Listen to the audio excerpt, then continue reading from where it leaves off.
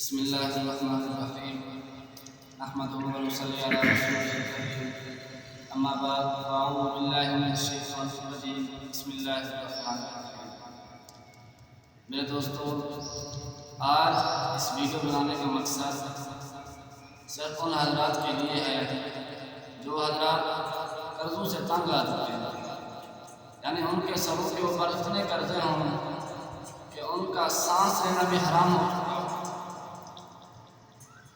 تو اس کی دعا حضور صلی اللہ علیہ وسلم نے ہمیں سکھلائی ہے، اور آج ہم اس ویڈیو کے اندر انشاءاللہ آپ کو دعا بتائیں گے، اور اللہ کے فضل و کرم سے اور نبی صلی اللہ علیہ وسلم کے فرمان سے انشاءاللہ آپ مالا مال ہو جائیں گے، اور آپ کا وہ قرضہ بھی اتر جائے گا جو آپ کے سانس لینا دشوار کر چکا تھا۔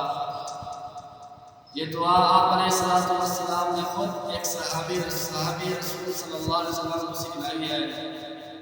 ایک شخص نبی کریم صلی اللہ علیہ وسلم کے پاس آیا اور اس نے کہا، یا رسول اللہ، میرے سر کے اوپر اتنے قرضے ہیں کہ میرا سانس لینا حرام ہو چکا ہے، یعنی احد کے پہاڑ کے برابر میرے سروں کے اوپر قرضے ہیں۔ تو آپ علیہ السلام نے اسے تسلی دی اور اس کو دعا سکھلائی۔ وہ دعا یہ تھی، اللہم اکفنی بحلالک عن حرامک واغننی بفضلک عمن سواک۔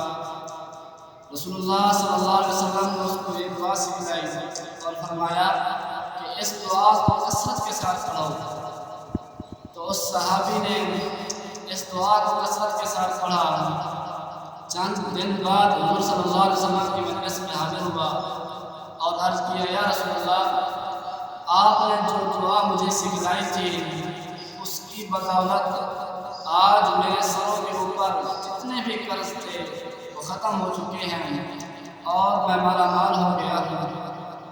تو اس پر نبی کریم صلی اللہ علیہ وسلم نے فرمایا، یہ ایک ایسی دعا ہے مجرب العمل ہے، یعنی جو شخص بھی اس دعا کو کثرت کے ساتھ پڑھے گا انشاءاللہ وہ مالا مال بھی ہوگا، اور جو اس کے سروں کے اوپر قرضے ہیں وہ بھی ختم ہو جائیں گے۔ آپ بھی اس دعا کو کثرت کے ساتھ پڑھیں، انشاءاللہ مزید آپ کے سروں کے اوپر جو بھی قرضے ہیں وہ انشاءاللہ ختم ہو جائیں گے۔ دعا اللہ رب العزت سے کہ اللہ رب العزت ہم سب کو اس حدیث پر عمل کرنے